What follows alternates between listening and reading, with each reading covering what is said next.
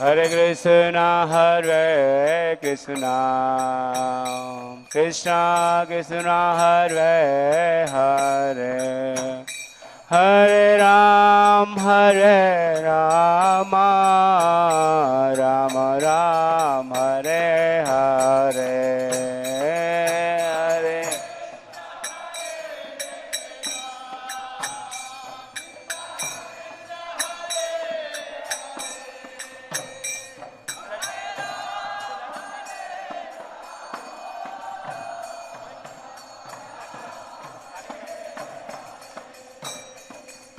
Hare Krishna, Hare Krishna, Krishna Krishna, Hare Hare, Hare Ram, Ram Ram, Hare Hare. Hare पानी चाहिए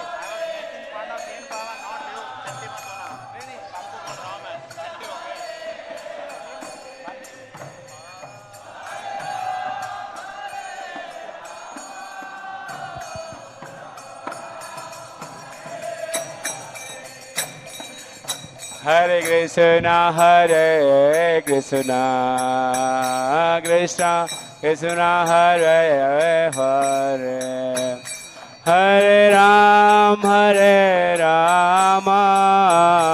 Ram Ram, Hare Hare.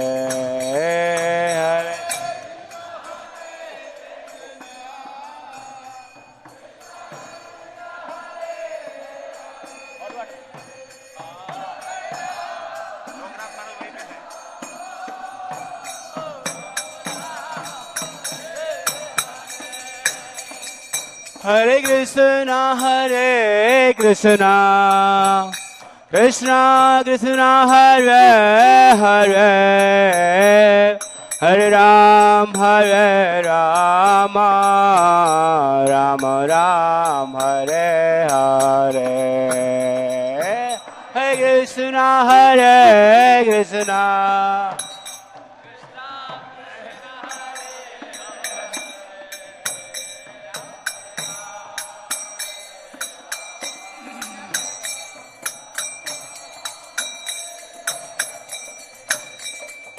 Hare Krishna, Hare Krishna, Krishna Krishna, Hare Hare, Hare Ram, Ram Ram, Hare Hare.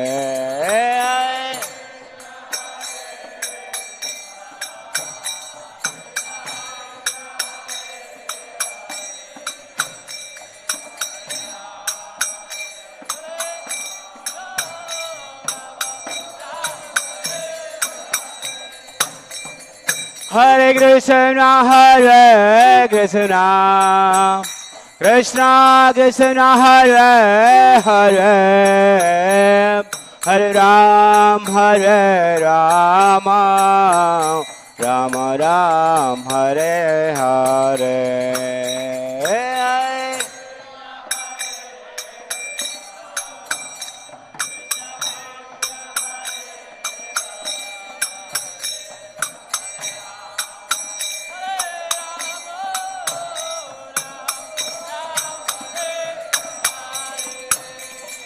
Hare Krishna, Hare Krishna, Krishna Krishna, Hare Hare, Hare Ram,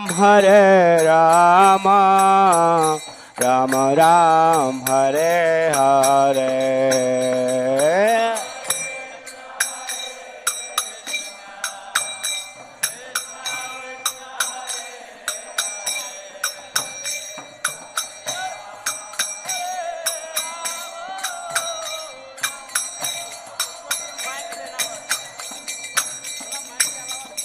Hare Krishna, Krishna Krishna, Hare Hare, Hare Ram, Ram Ram, Hare Hare,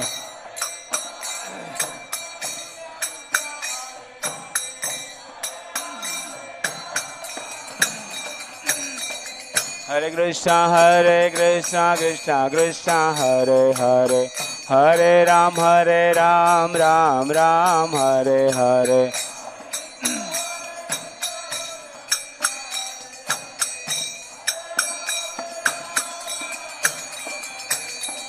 Hare Krishna Krishna Krishna Hare Hare Hare Ram Ram Ram Hare Hare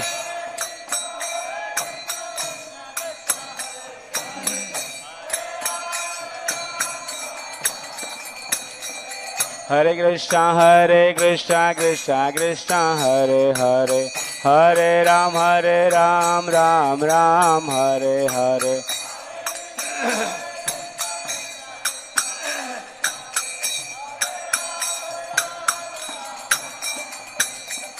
Hare Krishna Krishna Krishna Hare Hare Hare Ram Ram Ram Hare Hare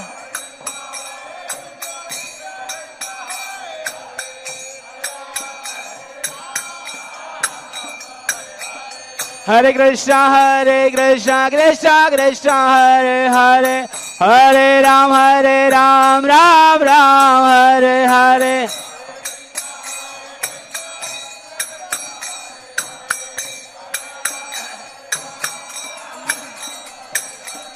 Hare Krishna Krishna Krishna Hare Hare Hare Ram Ram Ram Hare Hare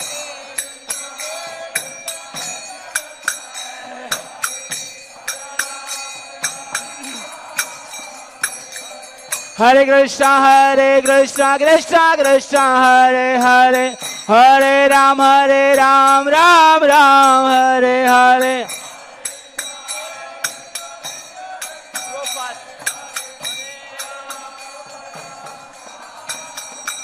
Hare Krishna Krishna Krishna Hare Hare Hare Ram Ram Ram Hare Hare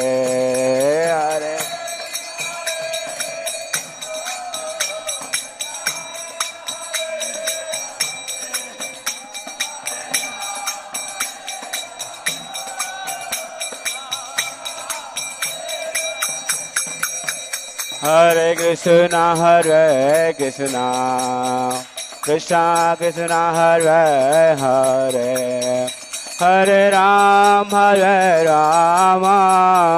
Ram Ram Hare Hare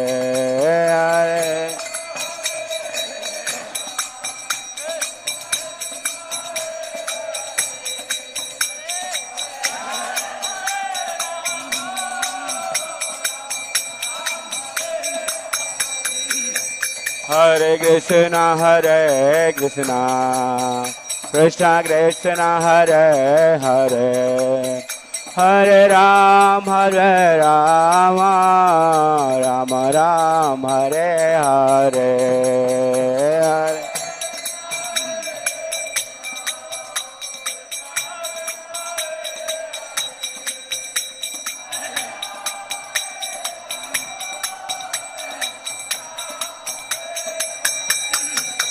Hare Hare Krishna Krishna Krishna Hare Hare Hare Ram Ram Ram Hare Hare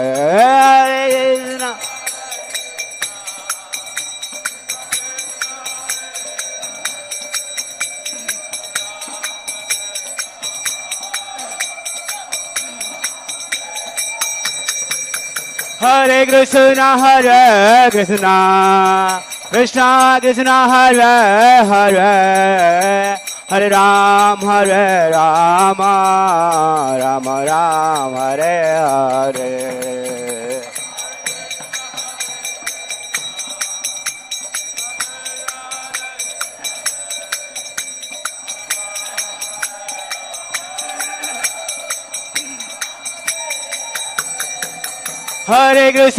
Hare Krishna Krishna Krishna Hare Hare Hare Ram, Ram Ram, Hare Hare, Hare.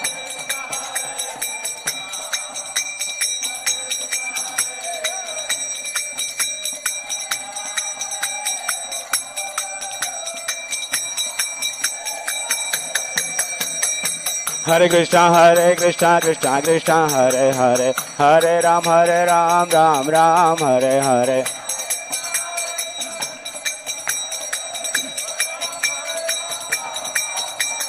Hare Krishna, Krishna Krishna, Hare Hare, Hare Ram, Ram Ram, Hare Hare.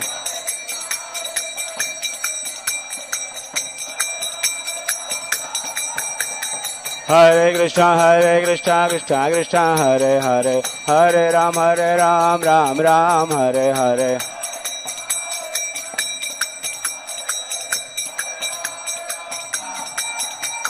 Hare Krishna, Krishna Hare Hare, Hare Ram, Ram Ram, Hare Hare.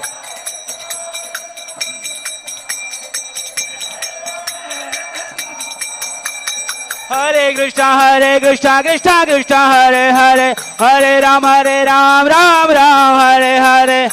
Hare Krishna, Krishna Hare Hare, Hare Ram, Ram Ram, Hare Hare. Hare Krishna, Krishna Hare Hare, Hare Ram, Ram Ram, Hare Hare.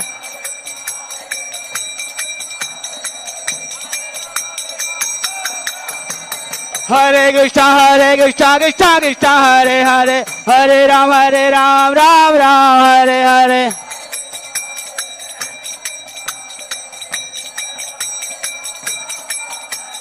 Hare Krishna, Krishna Hare Hare, Hare Ram, Ram Ram, Hare Hare.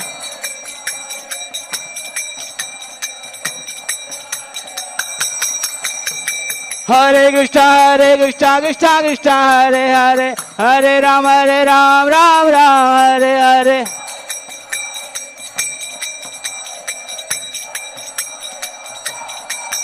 Hare Krishna, Hare Krishna, Krishna Krishna, Hare Hare, Hare Rama,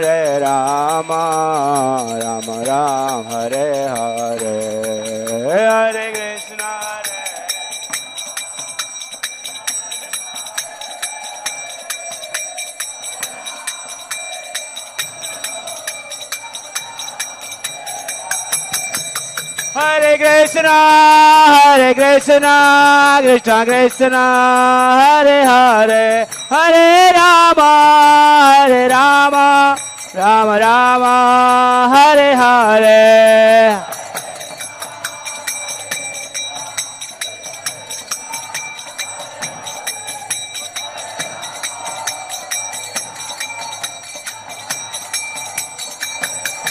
Hare Krishna, Krishna Krishna, Hare Hare, Hare Rama,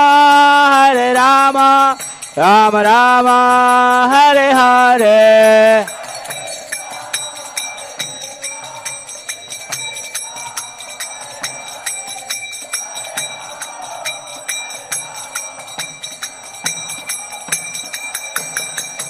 Jaya Radha Patha Sati Radha Patha Sati Radhe.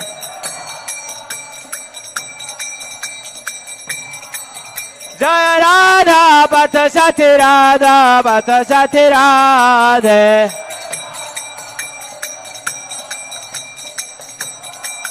Jaya Lalita Visakha, Jaya Lalita Visakha, Lalita Visakha, Jaya Lalita Visakha.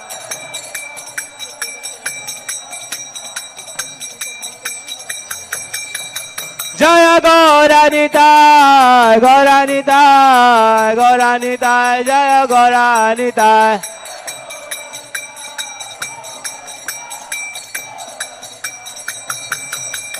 Jaya Sita Ram Lakshmana Hanuman, Sita Ram Lakshmana Hanuman.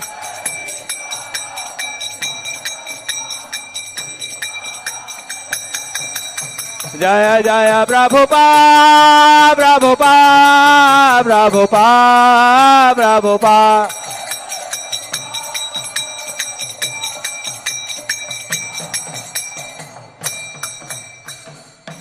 Vishnupad परमहंस परिव्राजकाचार्य अष्टोत्तर Shri Srimad his divine grace Abhay Charanaravinda Bhaktivedanta Swami Srila Prabhupada की नेत लीला प्रविष्ट ISKCON founder Acharya saviour of the whole world Srila Prabhupada की नामाचार्य हरिदास ठाकुर की प्रेम से कहो श्री कृष्ण चैतन्य प्रभु नित्यानंद श्री अद्वैत गदाधर श्रीवासादि गौर भक्त वृंद की श्री श्री राधा पार्थ सारथी ललिता विशाखा गोप गोपिका श्याम कुंड राधा कुंड गिरि गोवर्धन की श्री श्री गौरताई की श्री श्री सीताराम लक्ष्मण हनुमान की समवेत भक्त वृंद की अनंत कोटि वैष्णव वृंद की इस्कॉन वर्तमानाचार्य वृंद की गौर प्रेमानंदे all glories to assembled devotees, all glories to assembled devotees, all glories to assembled devotees, all glories to Sri Guru and Gaurangan। हरे कृष्णा। सब लोग मेरे साथ पढ़ें। हमारे गुरुदेव के चरण कमल ही एकमात्र साधन है जिनके द्वारा हम शुद्ध भक्ति प्राप्त कर सकते हैं। मैं उनके चरण कमलों में अत्यंत भक्ति एवं श्रद्धा पूर्वक नतमस्तक होता हूँ। उनकी कृपा से जीव भौतिक क्लेशों के महासागर को पार कर सकता है तथा कृष्ण की कृपा प्राप्त कर सकता है। मेरी एकमात्र इच्छा है कि उनके मुख कमल से निकले हुए शब्दों द्वारा अपनी चेतना को शुद्ध करूं। उनके चरण कमलों में अनुराग ऐसी सिद्धि है जो समस्त मनोरथों को पूर्ण करती है। वे मेरी बंद आँखों को खोलते हैं तथा मेरे हृदय में दिव्य ज्ञान भरते हैं। जन्म जन्मांतरों में वे मेरे प्रभु हैं। वे प्रेमा भक्ति प्रदान करते हैं और अविद्या का नाश करते हैं। वैदिक शास्त्र उनके चरित्र का गान करते हैं। हे गुरुदेव, हे प्रभुपाद, करुणा सिंधु तथा पतितात्माओं के मित्र, आप सबके गुरु एवं सभी लोगों के जीवन है। हे गुरुदेव, हे प्रभुपाद, मुझ पर दया कीजिए तथा मुझे अपने श्री चरणों की छाया प्रदान कीजिए। आपका यश तीनों लोकों में फैला हुआ है। श्रीला प्रभुपाद की जय।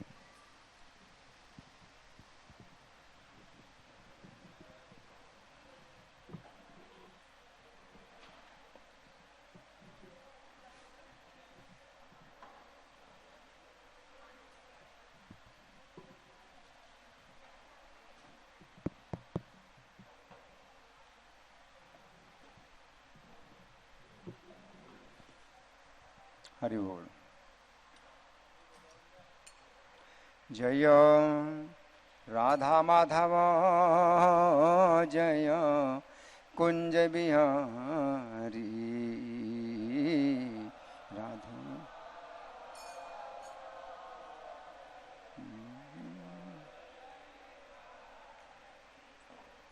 जय राधा माधव जय कुंज बिहारी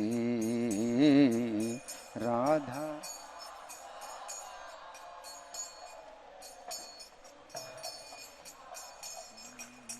जय गोपी जन वल्लभ जय गिरिवर धारी।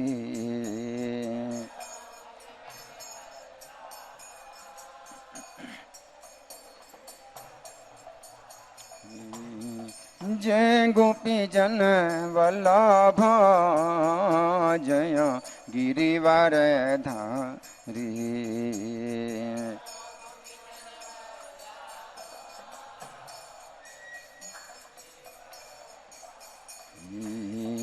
जय यशोदानंदना जय ब्रज जन रंजना।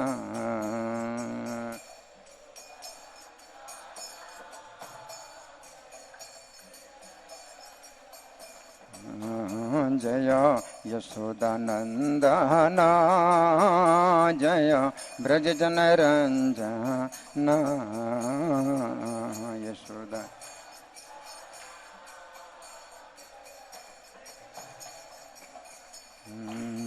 जय यमुना तीरवनचारी जय कुंज बिहारी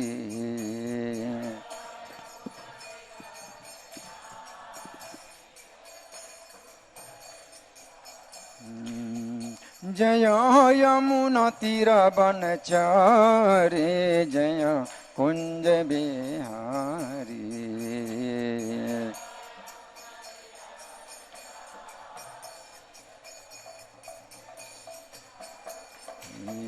जय राधा माधव जय कुंज बिहारी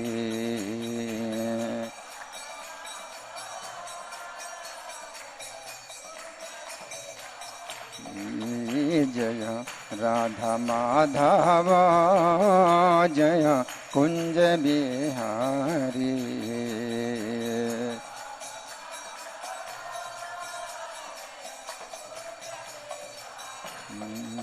निताई गौर हरि बोल हरि बोल हरि बोल हरि बोल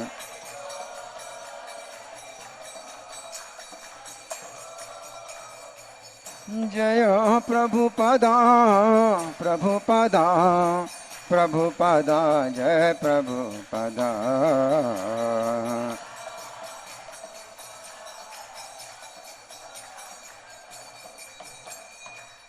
जय ओम विष्णुपाद परमहंस परिव्राजकाचार्य अष्टोत्तर Shri Shrimad divine grace Abhay Charanaravinda Bhaktivedanta स्वामी श्रील प्रभुपाद की जय। नित्य लीला प्रविष्ट ISKCON founder Acharya saviour of the whole world Srila Prabhupada की जय। नामाचार्य हरिदास ठाकुर की जय। प्रेम से कहो श्री कृष्ण चैतन्य प्रभु नित्यानंदा श्री अद्वैत गदाधर श्रीवासादि गौर भक्त वृंद की जय। श्री श्री राधा पार्थ सारथी ललिता विशाखा गोप गोपिका श्याम कुंड राधा कुंड गिरि गोवर्धन की जय। श्री श्री गौरताई की जय। श्री श्री सीताराम लक्ष्मण हनुमान की जय। समवेत भक्त वृंद की जय। अनंत कोटि वैष्णव वृंद की जय। इस्कॉन वर्तमानाचार्य वृंद की जय। गौर Premanandi all glories to assembled devotees, all glories to assembled devotees, all glories to assembled devotees, all glories to Sri Guru and Gauranga. जय जय श्री चैतन्य जय नित्यानंद श्री अद्वैत चंद्र जय गौर भक्त वृंद। जय जय श्री चैतन्य जय नित्यानंद श्री अद्वैत चंद्र जय गौर भक्त वृंद। ग्रंथराज श्री चैतन्य चरितामृत आदि लीला अध्याय 17। अध्याय का नाम है चैतन्य महाप्रभु की युवावस्था की लीलाएं और प्यार संख्या 305, 306, 307।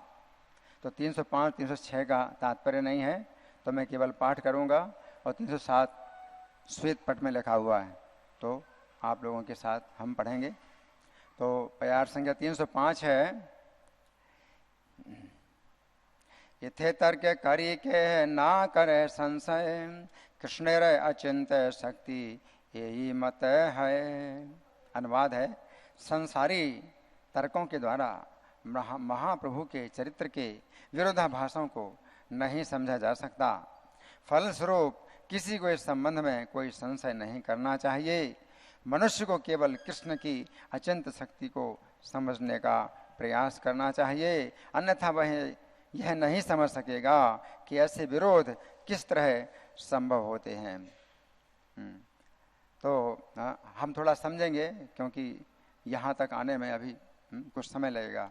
ये जो कथा प्रसंग चल रहा है वो ये है कि कृष्णदास कविराज बता रहे हैं कि भगवान कृष्ण ने इस चैतन्य अवतार में गोपी भाव का आस्वादन किया, गोपी भाव का आस्वादन किया चैतन्य महाप्रभु ने। तो यहाँ फिर एक बड़ा प्रश्न उठता है, एक बहुत बड़ा प्रश्न उठता है कि जो गोपी भाव है तो उनका तो कृष्ण के प्रति जो आकर्षण है वो है गोपी भाव, है ना। और कृष्ण के अंदर तो पुरुष भाव है, गोपियों के अंदर प्रकृति का भाव है, तो वो तो भोग्या है और कृष्ण है भोक्ता, और कृष्ण है परम भोक्ता। और जो गोपी भाव है इसमें सबसे ज्यादा प्रकृति का भाव उसकी पराकाष्ठा है, प्रकृति के भाव की पराकाष्ठा है। एक तो जीव है जो तटस्था प्रकृति है, तो तटस्था प्रकृति में पुरुष भाव की भी संभावना है और प्रकृति भाव की भी संभावना है। पुरुष भाव का मतलब स्वतंत्र होने की भी इच्छा होती है और प्रकृति भाव का मतलब है कृष्ण के आश्रित होने की भी संभावना है। तो जीव तो तटस्थ है, लेकिन जो अंतरंगा प्रकृति है तो वो जो है उसमें गोपियां हैं, अंतरंगा प्रकृति में गोपियां हैं। तो अंतरंगा प्रकृति में कभी तटस्थ भाव पुरुष भाव की संभावना ही नहीं है, पुरुष भाव की संभावना नहीं है। उनके अंदर प्रकृति भाव और कृष्ण के प्रति आश्रित होने का भाव, कृष्ण के प्रति जो आकर्षण है उनका, तो वो जो है पराकाष्ठा है, उसकी पराकाष्ठा है। और कृष्ण है क्या? पुरुष, वो हैं गोपियों के भोक्ता, पति। अब चैतन्य महाप्रभु ने कैसे गोपी भाव का आस्वादन किया, एक बड़ा प्रश्न उठता है कि वही कृष्ण जो है गोपी भाव का कैसे आस्वादन कर सकते हैं, क्योंकि कृष्ण में गोपी भाव है ही नहीं। जो गोपियां हैं उनमें कृष्ण भाव नहीं है, बिल्कुल एक दूसरे के विरोधी हैं। गोपियां जिस प्रकार से आश्रित होती हैं कृष्ण के, तो कृष्ण तो आश्रय हैं, तो वो कैसे आश्रित होंगे, वो कैसे आस्वादन कर सकते हैं? तो वो जान नहीं सकते, गोपियों के भाव को कृष्ण नहीं जान सकते। लेकिन फिर यहाँ बताया गया है कि कृष्णेर अचिंत्य शक्ति, यही मत है, कृष्ण की अचिंत्य शक्ति है जिससे कि वो जान लेते हैं, वो आस्वादन कर पाते हैं। तो ये गोपियों का भाव, कि गोपियों का जो भाव है वो क्या है कि कृष्ण के दर्शन के लिए ब्रह्मा जी ने जब नेत्र बनाए हमारे, तो ब्रह्मा जी ने इतनी बड़ी गलती क्यों की कि इनमें पलकें बनाई, नेत्रों पलकें क्यों बनाई? ब्रह्मा जी ने इतनी बड़ी गलती क्यों की?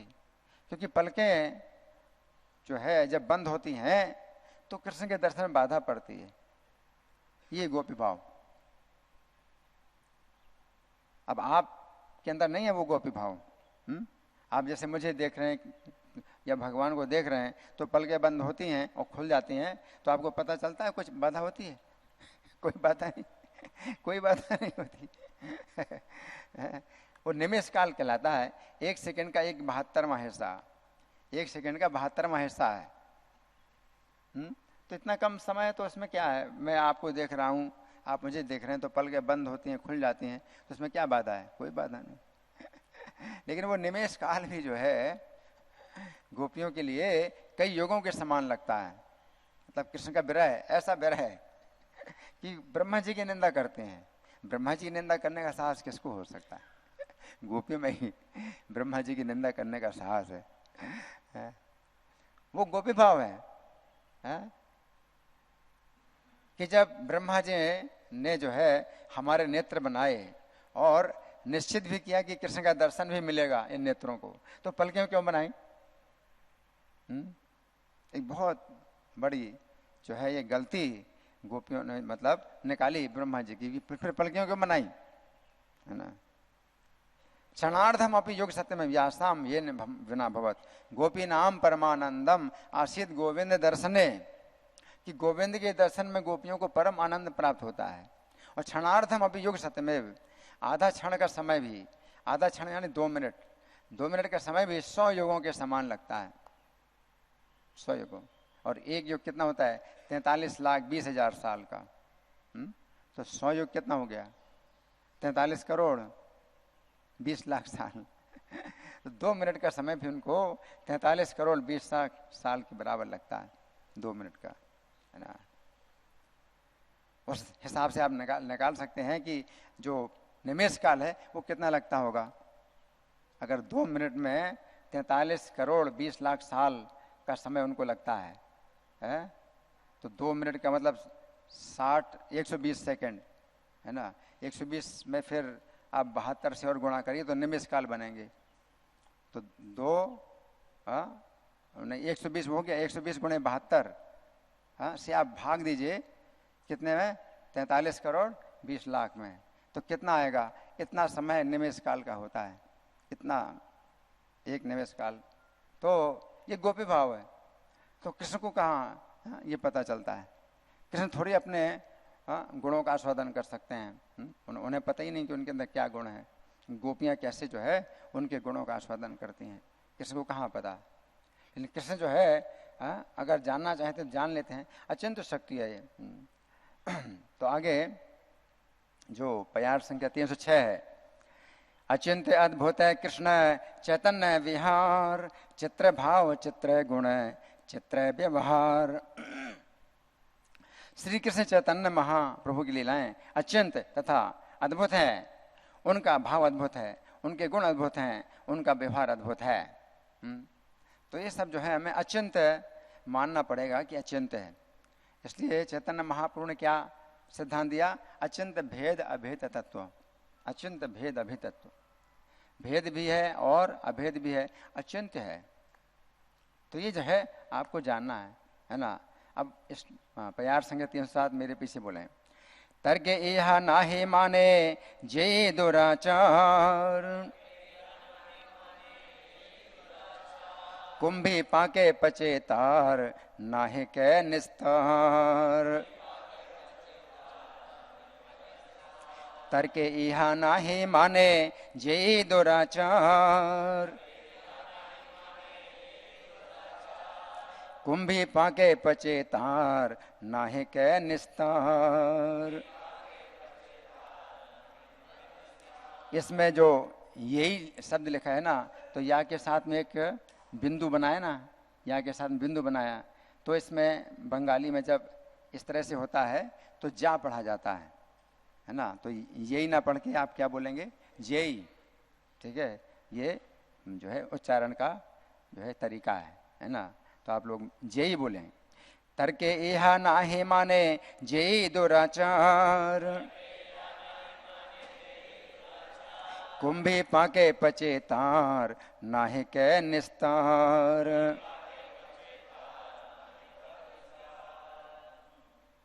बोलिए।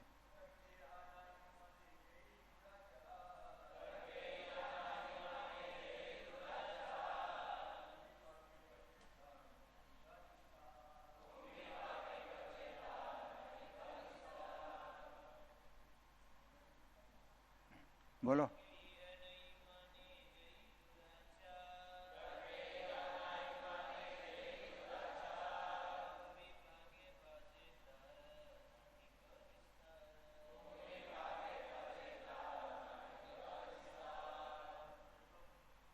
वैष्णो देवी।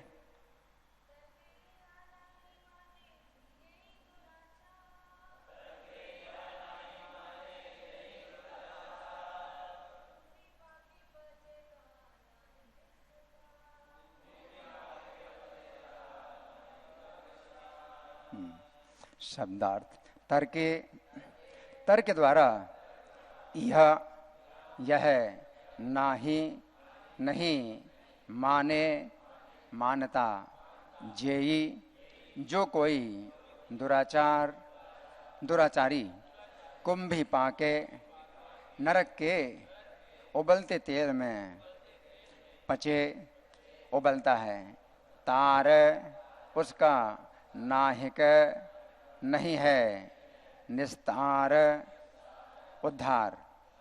अनुवाद मेरे पीछे बोलिए। यदि कोई व्यर्थ ही इन संसारी तर्कों में उलझा रहता है और इसे स्वीकार नहीं करता, वह कुंभीपाक नरक में तेल में उबलता रहता है, उसका उद्धार नहीं होता। बहुत जो है भयानक परिणाम, बहुत भयानक परिणाम। कृष्णदास कविराज क्या कहते हैं कि जो तर्क करके इस बात को नहीं मानता, वो तर्क करेगा, लेकिन भगवान की अचिंत्य जो शक्ति है, भगवान के अचिंत्य गुण है, इनको नहीं स्वीकार करता और तर्क करता है, तो वो क्या है? यही दुराचार, जो दुराचारी, ये दुराचार है। कुंभी पाके पचे तार, तो वो जो है कुंभी पाक नरक में वो जो है पकाया जाता है। वहां पर तेल, तेल का एक बहुत बड़ा पात्र है, और उसमें जो है उबलता है तेल उबलता है, उसी में उसको डाला जाता है और मरता नहीं है, क्योंकि यातना शरीर है ना। तो ये शरीर में तो 1 मिनट भी नहीं लगेगा, खत्म हो जाएगा। उबलते तेल में डालो, 1 मिनट भी नहीं लगेगा, शरीर छूट जाएगा। लेकिन वो जो है यातना शरीर नष्ट नहीं होता है, और कितना कष्ट होता है, कितना चिल्लाता है वो, कितना चिल्लाता है, भयानक चीत्कार करता है। तो ये कुंभी पाके पचे तार नाहे के निस्तार, उसका उद्धार होता ही नहीं, उसका उद्धार नहीं होता है ना। तो ये जो है मतलब बड़ा भयानक परिणाम है। तो हम सुनेंगे प्रभुपाद तात्पर्य में क्या लिखते हैं। श्रील प्रभुपाद की जय।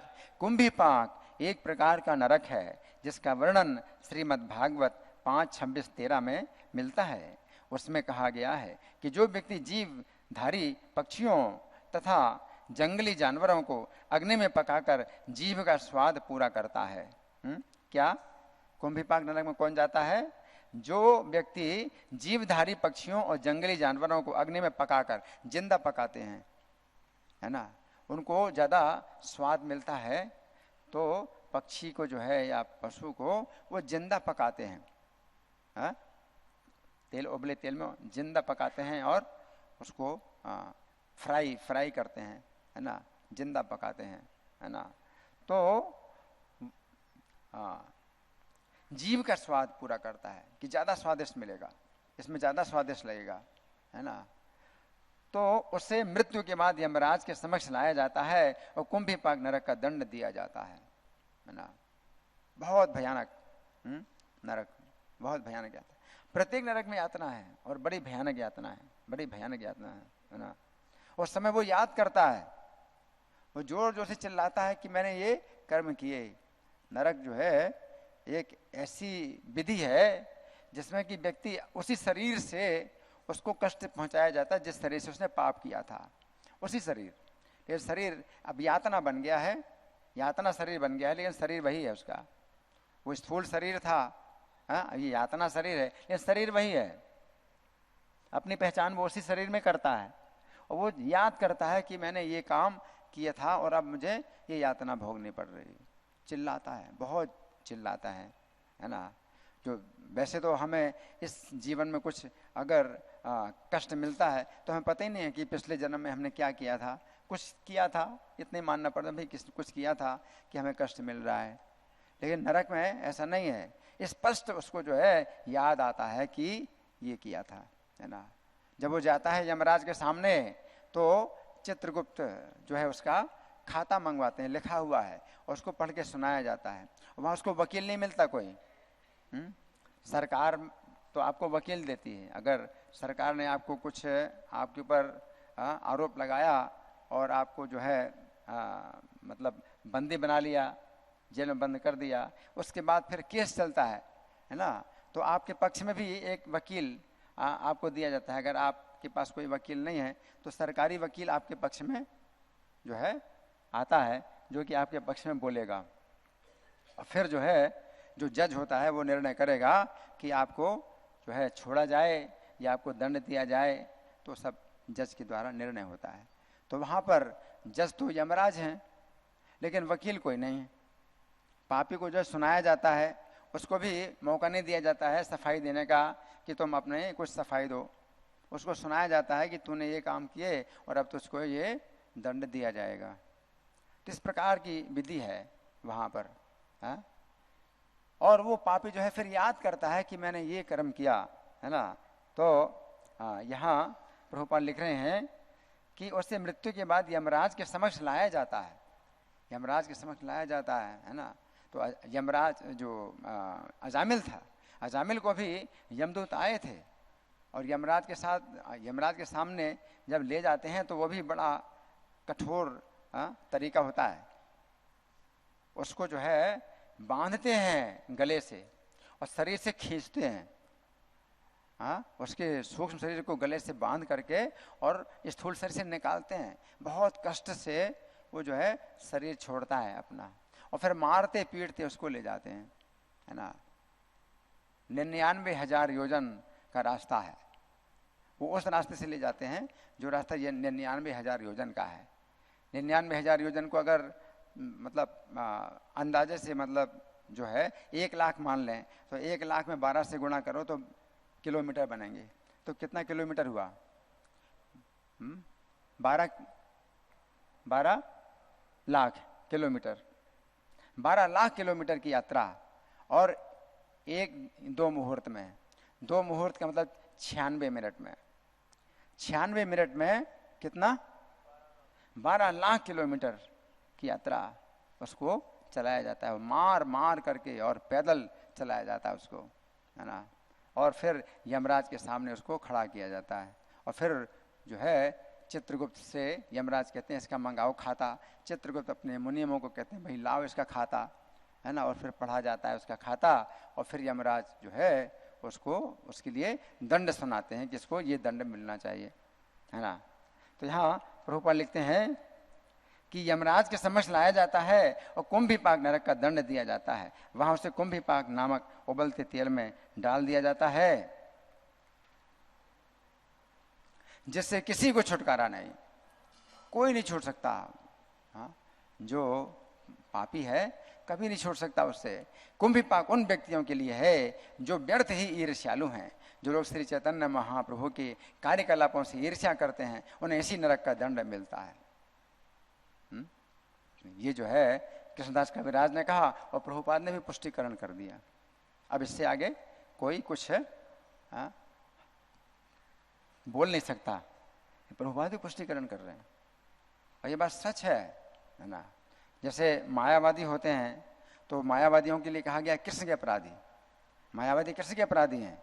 क्यों? क्योंकि कृष्ण के जो दिव्य शरीर है, कृष्ण का दिव्य शरीर है उसको माया कहते हैं। तो उनके लिए तो रामानंद राय कहते हैं कि उनको वृक्ष का शरीर मिलता है। नरक तो नहीं बताया, उनको वृक्ष का शरीर मिलता है। तो उनको नरक की प्राप्ति नहीं होती, उनको वृक्ष का शरीर मिलता है। क्यों? क्योंकि जो मायावादी हैं वो बड़ी कठोर तपस्या करते हैं, उनकी सब तपस्या नष्ट हो जाती। उनका ब्रह्मचर्य बहुत जो है कठोर होता है। मायावादियों का ब्रह्मचर्य बड़ा कठोर होता है, तपस्या उनकी बड़ी कठोर नियम सब नष्ट हो गई। और जो तपस्या नहीं करता है तो फिर वो उसको तो नरक मिलना ही मिलना है। आप समझ रहे हैं? इतनी तपस्या के बाद भी उसको वृक्ष का शरीर मिलता है ना। तो जो तपस्या नहीं करेगा वो उसका क्या हाल होगा? कुंभीपाक नरक में जाएगा, कुंभीपाक नरक में जाएगा। और क्या हाल होगा?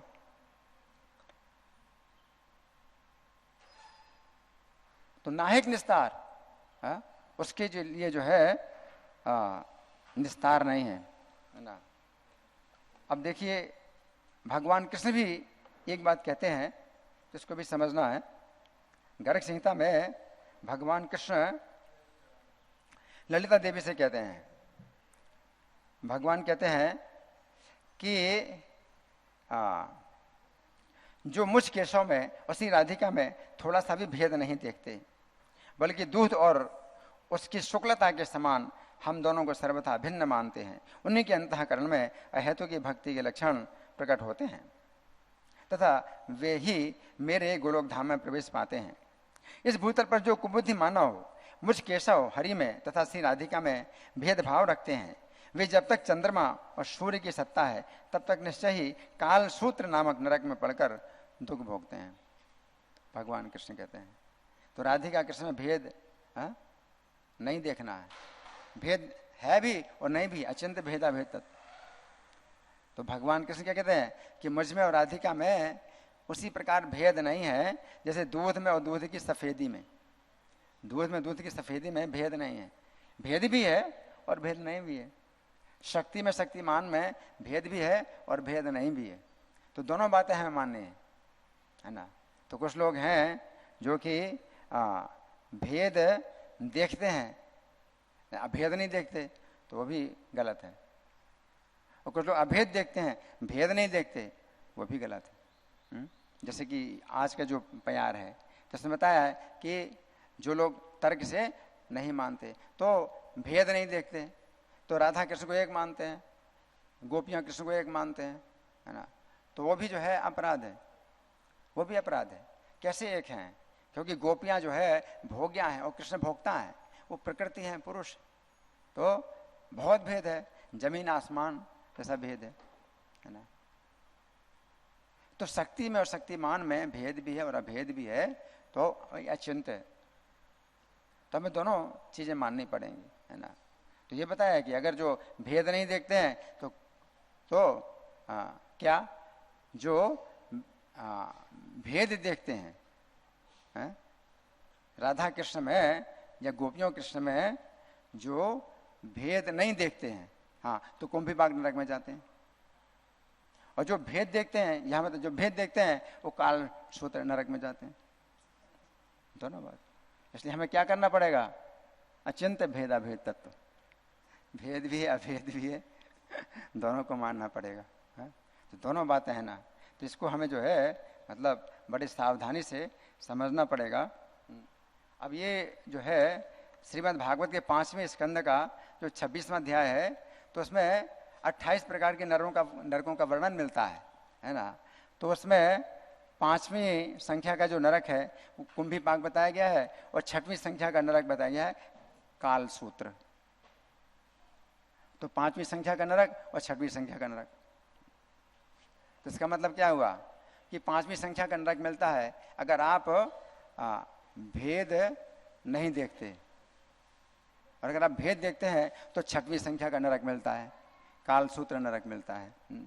तो मैंने सोचा कि ये 28 प्रकार के नरक भी बतला दूं, क्योंकि अभी 5वां स्कंद तो चल रहा है, लेकिन हम वहाँ तक जो पहुँचेंगे 26वें अध्याय में, तो पता नहीं कितने दिन लग जाएंगे, कितने साल लग जाएंगे, हैं। तो 28 प्रकार के नरक ये श्री भगवान ने कहा जो ग्रंथ है, इसमें पहले अध्याय का कौन सा संख्या है, श्लोक संख्या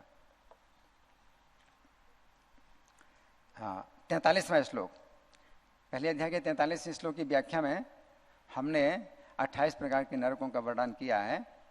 तो पहला नरक है तामिश्र नरक।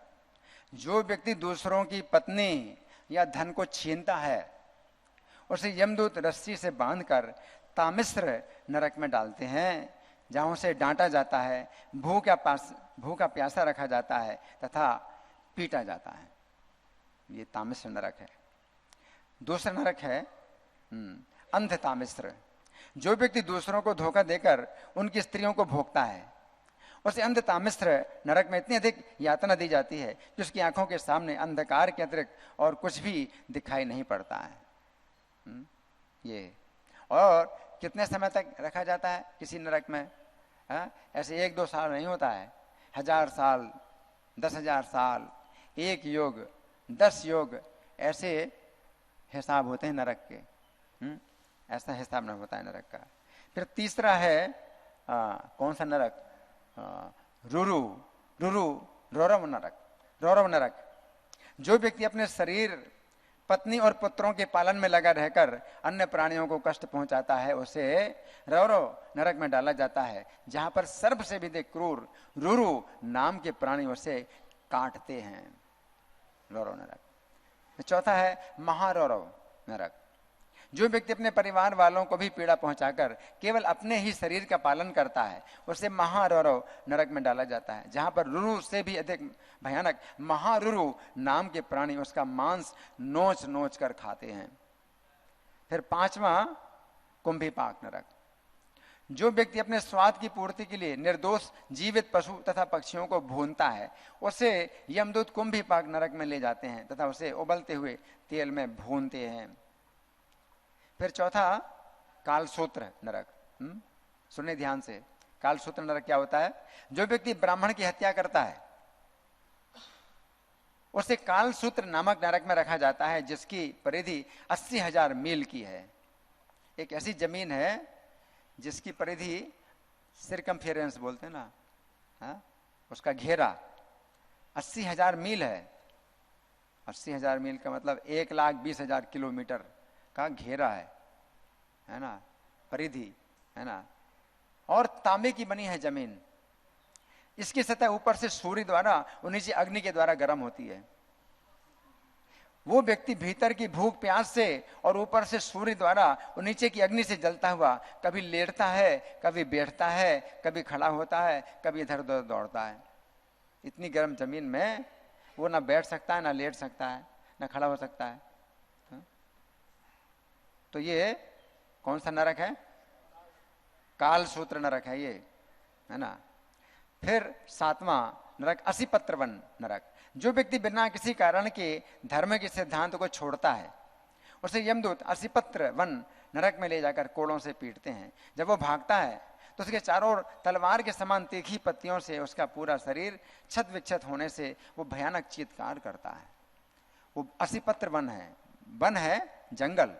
असिपत्र यानी पत्ते जिसमें जो है तलवार के समान होते हैं, और भागेगा तो पत्ते लगेंगे तो तलवार की तरह पत्ते जो है उसका शरीर काटेंगे। और भागना पड़ता है, क्यों? यमदूत पीछे से मारते हैं तो भागना पड़ेगा, और भागना पड़ेगा तो तलवार जो है के समान पत्ते हैं वो उसके शरीर को काटेंगे। 8वां नरक है शूकरमुख। राज्य का जो अधिकारी किसी निर्दोष व्यक्ति या ब्राह्मण को शारीरिक दंड देता है उसे यमदूत शूकरमुख नरक में गन्ने के समान कुचलते हैं। उस समय वो बहुत अधिक चीत्कार करते हुए मूर्छित हो जाता है। शूकरमुख नरक, जैसे गन्ना पेरते हैं ना तो गन्ना एकदम वो फ्लैट हो जाता है, जैसे कागज की तरह हो जाता है। ये शरीर कागज की तरह कर देते हैं एकदम, उसको करके, है ना, शरीर कागज की तरह हो जाता है ना।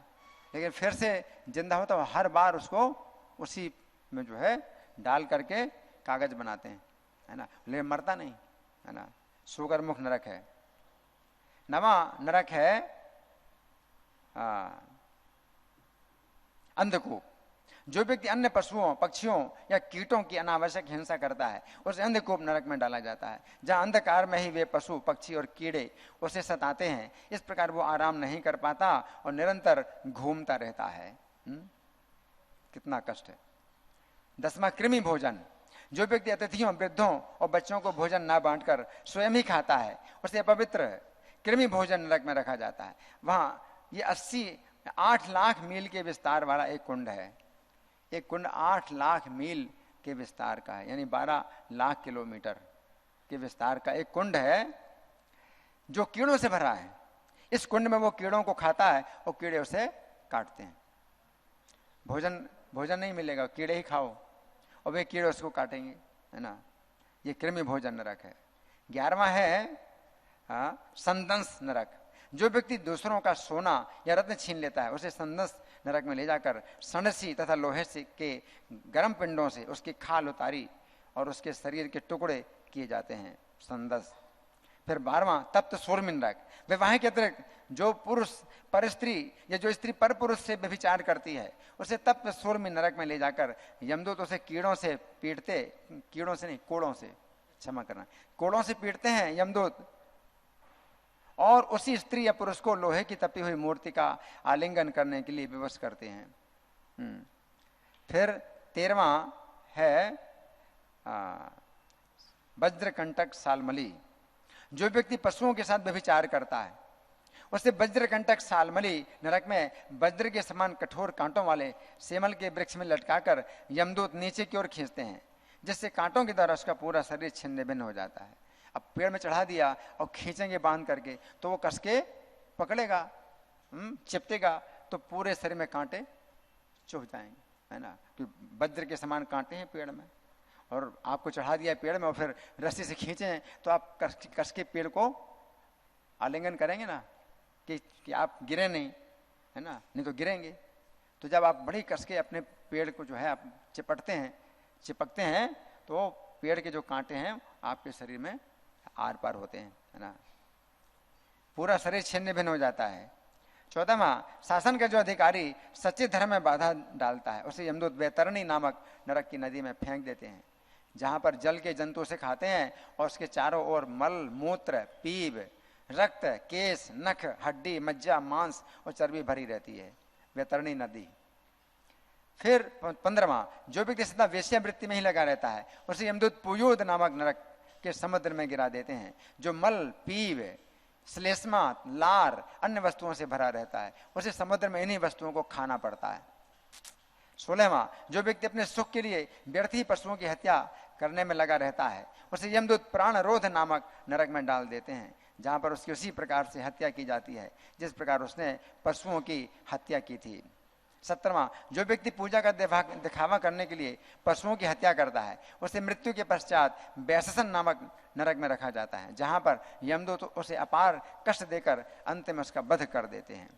18वां, जो उच्च परिवार का व्यक्ति उच्च परिवार की अपनी पत्नी को अपना वीर्य पीने को विवश करता है तो उसे लालाभक्ष नामक नरक की एक वीर की नदी में गिरा दिया जाता है, जहां उसे सदा वीर्य ही पीना पड़ता है। 19वां, जो व्यक्ति दूसरों के घरों में आग लगाते या उन्हें विष देते हैं उन्हें सार में यादन नरक में रखा जाता है, जहां पर वज्र के समान दांतों वाले 720 कुत्ते उसे काटते हैं। 20वां, जो व्यक्ति व्यापार में या दान में हमेशा झूठ बोलता रहता है उसे अविचीमत नामक नरक में 800 मील ऊंचे पर्वत की चोटी से सिर के बल नीचे फेंक दिया जाता है। इस नरक की पथरीली भूमि जल की लहरों के समान मालूम पड़ती है, परंतु इसमें जल नहीं होता है, और गिराते हैं तो उसके टुकड़े टुकड़े हो जाते हैं। 21वां, जो उच्च परिवार का व्यक्ति मद्यपान करता है उसे अयहपान नामक नरक में डाला जाता है, जहां यमदूत उसकी छाती पर बैठकर उसके मुख में तपा हुआ पिघला लोहा पिलाते हैं। 22वां, जो व्यक्ति नीच होकर भी अपने से जन्म, तपस्या, शिक्षा, आचरण या आश्रम में ऊंचे व्यक्तियों का घमंड के कारण सम्मान नहीं करता उसे छार करदम नामक नरक में यमदूत सिर के बल नीचे गिराते हैं और कठिन यातनाएं देते हैं। 23वां, जो लोग काली को मनुष्य की बलि चढ़ाकर उसका मांस खाते हैं उन्हें रक्षोगण भोजन नामक नरक में भेजा जाता है, जहां पर राक्षसगण उसे तलवार से काटकर उसका मांस खाते और आनंदित होते हैं। 24वां, जो व्यक्ति पशुओं या पक्षियों को धोखे से फंसाकर उन्हें पीड़ा देकर सुख प्राप्त करता है उन्हें स्थूल प्रोत नामक नरक में यमदूत नुकीले भालों द्वारा छेदते हैं और उनके शरीर को तीखी चोंच वाले पक्षी चारों ओर से नोचते हैं। 25वां, जो व्यक्ति सर्प के समान हमेशा क्रोध करता और दूसरों को पीड़ा पहुंचाता है उसे दंड शोक नामक नरक में 5 से 7 फण वाले सर्पों के द्वारा कटवाया जाता है। 26वां, जो व्यक्ति अन्य प्राणियों को अंधे कुएं या कमरे में बंदी बनाकर रखते हैं उन्हें अवट निरोधन नामक नरक या में अंधे कुएं में रखा जाता है, जहां पर विषैले धुएं से उसका दम घुटता है। 27वां, जो गृहस्थ अपने घर में आए अतिथि को क्रोध की दृष्टि से देखता है उसे पर्यावर्तन नामक नरक में जाना पड़ता है, जहां पर कठोर चोंच वाले पक्षी कठोरता के साथ उसकी आंखें निकाल लेते हैं। 28वां, जो धनी व्यक्ति घमंड के कारण दूसरों के साथ दुष्ट व्यवहार करता है उसे सूचीमुख नामक नरक में रखा जाता है, जहां पर यमदूत उसके संपूर्ण शरीर को धागे से सिलते हैं। तो ये 28 नरक है, लेकिन नरक तो जो है 84 लाख प्रकार के हैं, वो तो 28 नरक जो है बताए गए, 84 लाख प्रकार के नरक हैं कुल मिलाकर के। लेकिन समझने की बात यह है कि बहुत इसमें कष्ट है, बहुत कष्ट है नरक में। तो भगवान का जो है भगवान के पास अचिंत्य शक्तियां हैं, भगवान के गुण अचिंत्य हैं, और कोई व्यक्ति अगर भगवान की इन अचिंत्य गुणों को स्वीकार नहीं करता या भगवान के शरीर को माया मानता है, भगवान के शरीर को भी भौतिक मानता है, तो उसका भी जो है क्या है, बहुत बहुत कर्म बनता है, बहुत कर्म बनता है। है ना। तो चैतन्य महाप्रभु कहते हैं मायावादी कृष्ण अपराधी, है ना। और ये भी बताया गया है जो वेत्ति भौतिकम देहम कृष्ण से परमात्मना, भगवान कृष्ण का जो है शरीर जो दिव्य है तो उसको भौतिक मानता है। सर्वस्मात् बहिष्कार्य स्रोत स्मार्त विधानता, तो अपने जितने भी सामाजिक कार्य हैं और पारिवारिक कार्यों से उसको निकाल देना चाहिए। जो व्यक्ति कृष्ण के शरीर को भौतिक मानता है, मुखम तस्याव लोक या भी सचैल स्नान आचरित, उसका मुंह देख करके भी वस्त्रों सहित स्नान करना चाहिए। इसका मतलब यही है, अब ये व्यवहारिक तो नहीं है क्योंकि हमें तो ऐसे कितने लोग मिलते हैं उनका मुंह देखने पड़ता है। इन कहने का मतलब यह है कि इनकी संगति से इतना दूर रहिए आप कि इनके विचारों का प्रभाव आपके ऊपर ना पड़े, कहने का मतलब यही है ना। तो मैं ये बता रहा था कि एक पुस्तक है, इसका नाम है वचनामृत। इसमें स्वामी नारायण के संदेश हैं, वचन, है ना। तो बड़े जो है इसमें बड़े जो है उपयोगी उपदेश हैं। इसमें एक उपदेश ये भी है कि भगवान को निराकार समझना ये पंच महापापों से भी बड़ा पाप है, इस पाप का कोई प्रायश्चित नहीं है। स्वामी नारायण भी अपना जो है वचनामृत में, इनके बड़े दिव्य वचन हैं, बहुत उपयोगी, है ना। तो वचनामृत में एक उनका जो है ये वचन है कि भगवान को निराकार समझना पंच महापापों से भी बड़ा पाप है, इस पाप का कोई प्रायश्चित नहीं। इसका मतलब क्या है, अगर आप बड़ी तपस्या करते हैं तो तपस्या नष्ट हो जाएगी और आपकी अच्छी गति नहीं मिलेगी, और तपस्या नहीं है तो फिर नरक में जाओ, है ना। तो व्यक्ति जो है अपने सब पुण्यों से भ्रष्ट हो जाता है, अपनी तपस्या से भ्रष्ट हो जाता है। तो ये जो है मतलब हमें बहुत ध्यान रखना चाहिए, हमें बहुत इससे जो है बचना चाहिए, डरना चाहिए, है ना। तो इसलिए प्रभुपाद हमेशा अपने ग्रंथों में ऐसे लोगों की निंदा करते हैं। अगर आप निंदा नहीं सुनेंगे तो फिर आप भी जो है इसी दिशा में जा सकते हैं, है ना। इसलिए निंदा हम लोग करते हैं, निंदनीय है। अगर कोई बात है तो उसकी निंदा हमें करना चाहिए। अगर निंदा नहीं करेंगे, निंदा नहीं सुनेंगे आप, तो आप उसी दिशा में जा सकते हैं और आपकी भी जो है दुर्गति हो सकती है ना। तो कुछ हमने चर्चा की, आज का जो संदेश है। अब आप लोगों की ओर से कोई प्रश्न है, कोई चर्चा? हाँ जी, हैंड माइक चालू कर दें।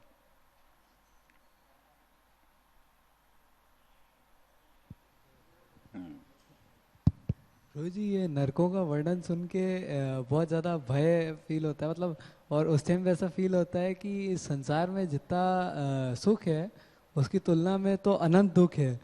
और प्रभु जी बट फिर ये मतलब कुछ टाइम बाद भूल जाता है ये चीज़। नरकों का वर्णन सुन करके परीक्षित महाराज भी बड़े चिंतित हो गए। इसी 6वां स्कंद में उन्होंने फिर यही प्रश्न किया कि किस उपाय से कोई व्यक्ति नरक से बच सकता है, किस उपाय से कोई व्यक्ति नरक से बच सकता है ना। तो फिर ये प्रश्न उठता है, और जो वैष्णव हैं उनके अंदर ही जो है ये चिंता होती है कि कितने लोग नरक जाएंगे, कैसे बच सकता है कोई व्यक्ति नरक में जाते हुए भी, कैसे बच सकता है ना।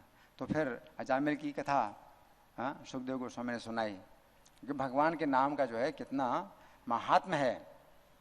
अजामिल जो है अपने पुत्र को नारायण बोलता था, है ना। तो इसलिए हमारे जो है अंतर्राष्ट्रीय कृष्ण भावना संघ में दीक्षा की विधि है। अगर आपका नाम अगर आध्यात्मिक नहीं है तो आध्यात्मिक नाम दिया जाता है ना। तो जितने भी आध्यात्मिक नाम दिए जाते हैं तो उनमें जो है वो शक्ति है, नामाभास की शक्ति है। क्योंकि आप नाम लेते हैं किसी भक्त का तो आप उसके लिए नाम ले रहे हैं, भगवान के लिए नहीं, तो शुद्ध नाम नहीं है। ये नामाभास में कितनी शक्ति है कि जामिल ने अपने पुत्र को नारायण पुकारा तो उसकी कितनी बड़ी रक्षा हो गई कि नरक में नहीं गया। तो शुद्ध नाम में जो शक्ति है वो शक्ति नामाभास में भी है, इस दृष्टि से कि आप संकट से मुक्त हो जाएंगे, आप पापों से मुक्त हो जाएंगे, है ना। तो बहुत बड़ी रक्षा होती है ना। तो नामाभास के द्वारा बड़ी शक्ति होती है। ये अपराधों से बचना है, अपराधों से बचना है। इसे 10 नाम अपराध हम रोज बोलते हैं, 10 नाम अपराधों से हमें बचना चाहिए। और अनजाने में भी अपराध होते हैं तो हमें प्रार्थना करनी चाहिए। 10 नाम अपराध जब हम बोलते हैं तो हमारी ये प्रार्थना होनी चाहिए कि मेरे से अनजाने में भी अपराध ना हो, है ना। और नाम प्रभु से आप ये प्रार्थना करिए। फिर आप हरे कृष्णा जाप करते हैं तो ये ध्यान में कि मैं अपराधों से बचूं, तो ये भी भावना अगर आपके अंदर होती है कि मैं अपराधों से बचूं, है, जाने अनजाने भी मेरे से अपराध ना हो, तो आपकी रक्षा होगी, ठीक है ना। तो अच्छा नियम है कि हम रोज 10 अपराध बोलते हैं। अगर आप नहीं आए मंगल आरती में तो आप अपने ओर से 10 अपराध बोल दिए, उसमें क्या है, आप बोल सकते हैं ना, आपको याद है, और याद नहीं तो लिखा हुआ भी आप जो है बोलिए, तो ये जो है मतलब बड़ी रक्षा है, ठीक है। हाँ जी, थैंक यू गुरुजी।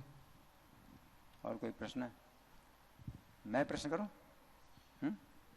ठीक है, मैं प्रश्न कर रहा हूं।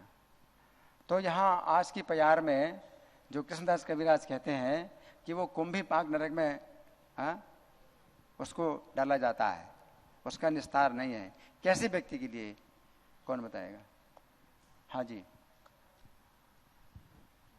भगवान की अचिंत शक्तियों में विश्वास नहीं करता और राधा कृष्ण को जो है भिन्न समझता है। राधा कृष्ण में भेद नहीं देखता, भेद है ये भेद नहीं देखता।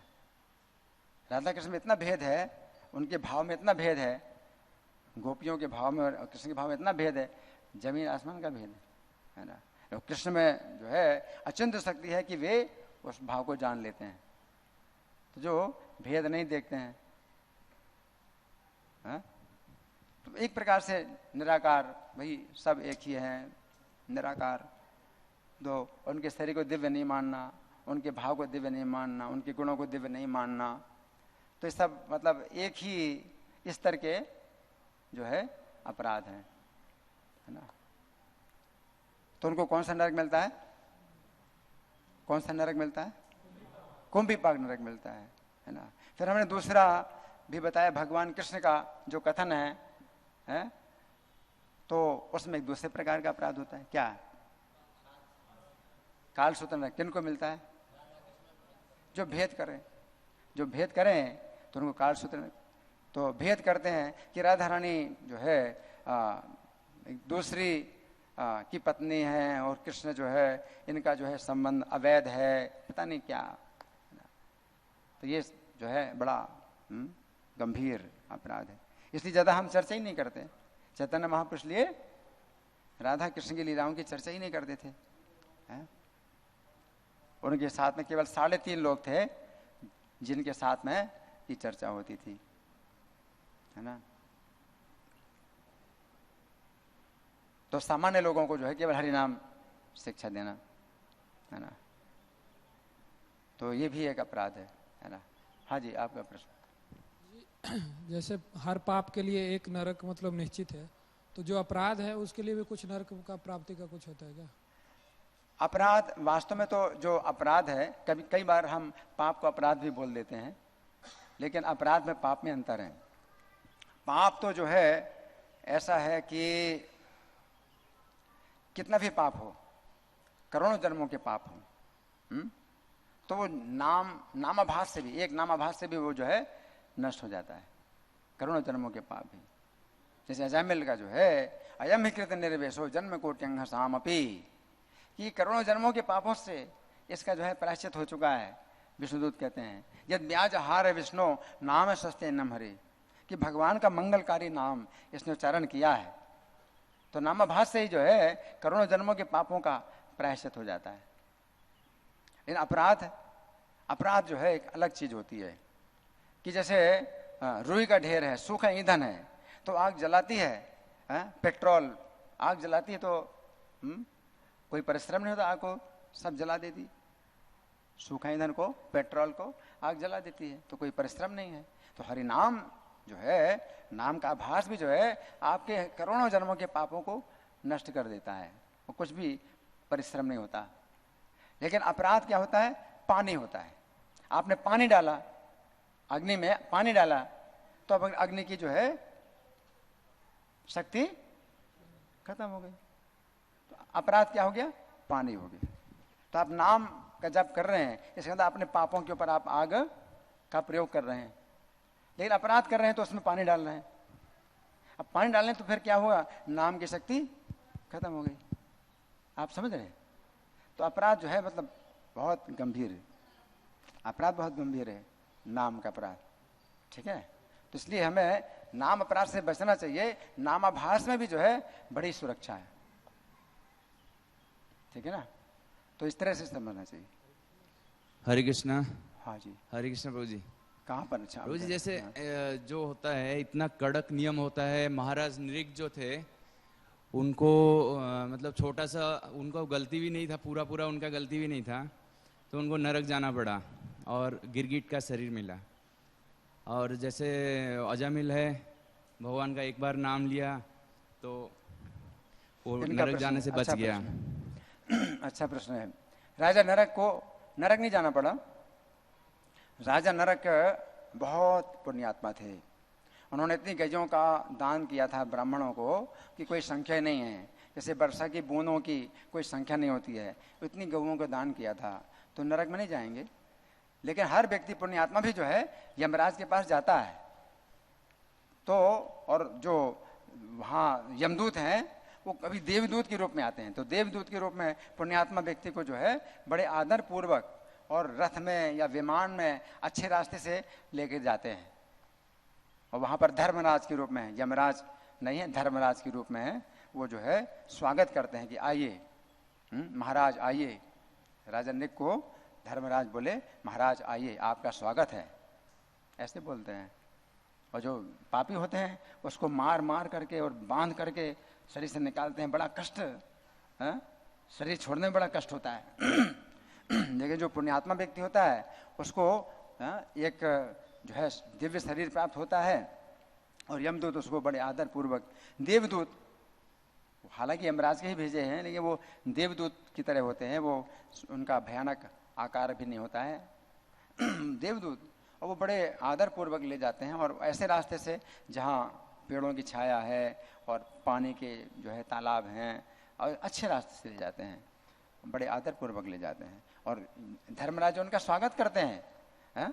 तो महाराज ने का स्वागत किया कि महाराज आइए, आपका स्वागत है।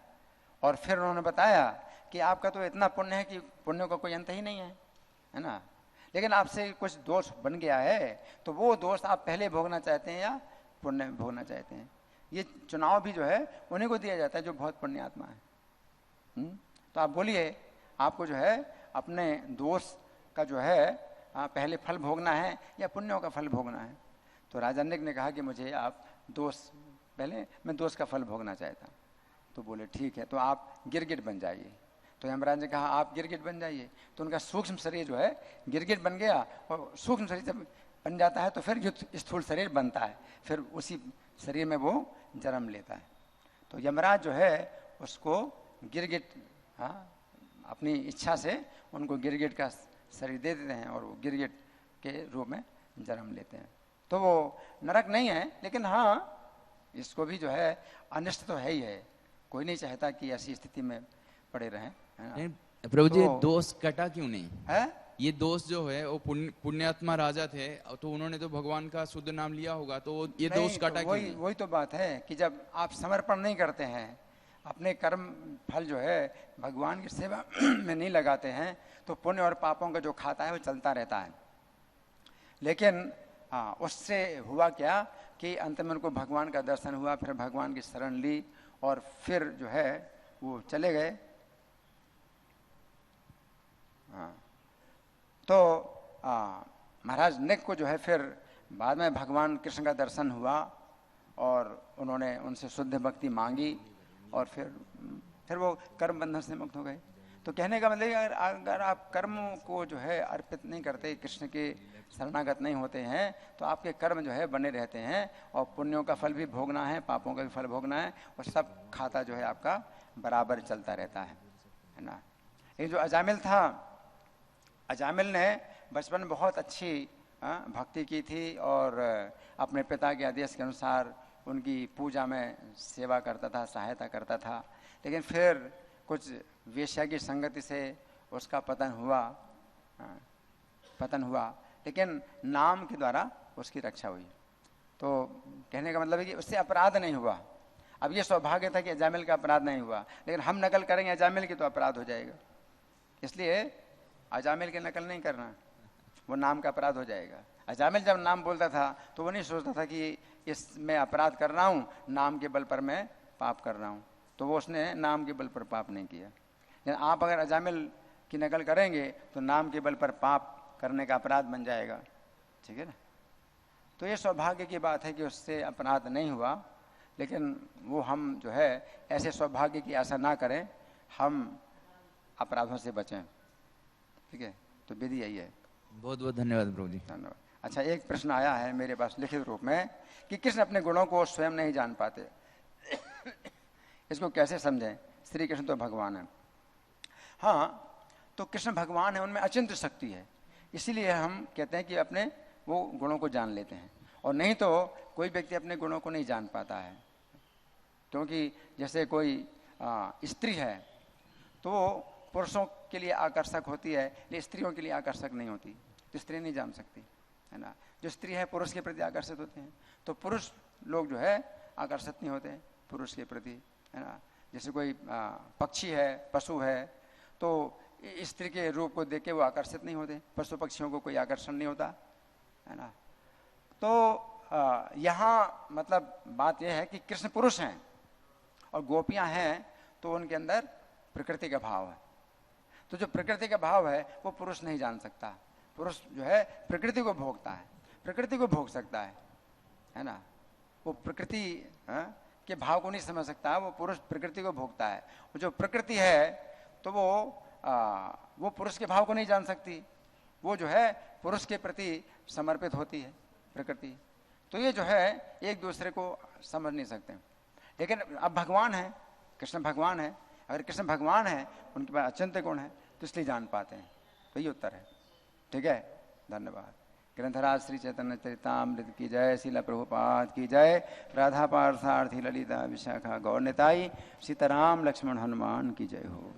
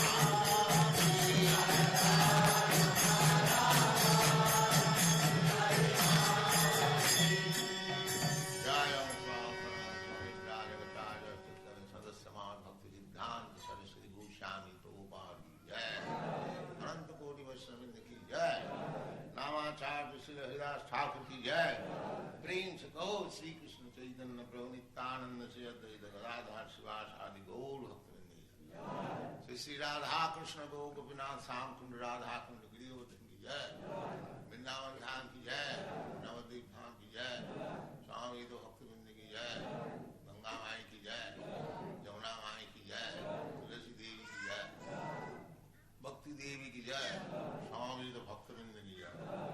और glory to the assembly, all glory to the assembly. Thank you very much.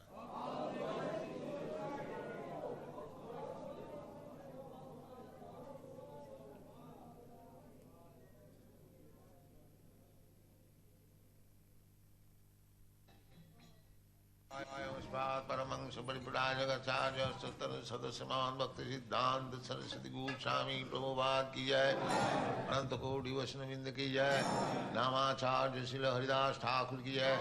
प्रेम से कहो श्री कृष्ण चैतन्य प्रभु नित्यानंद श्री अद्वैत गदाधर शिवासादि गौर भक्तवृंद की जय। श्री श्री राधा कृष्ण गो गोपीनाथ श्याम कुंड राधा कुंड गिरिवर्धन की जय, वृंदावन धाम की जय, नवद्वीप धाम की जय, स्वामी भक्तवृंद की जय, गंगा माई की जय, जमुना माई की जय, तुलसी देवी की जय। All glories to the assembled Lord. All glories to the assembled Lord. All glories to the assembled Lord. Thank you very much.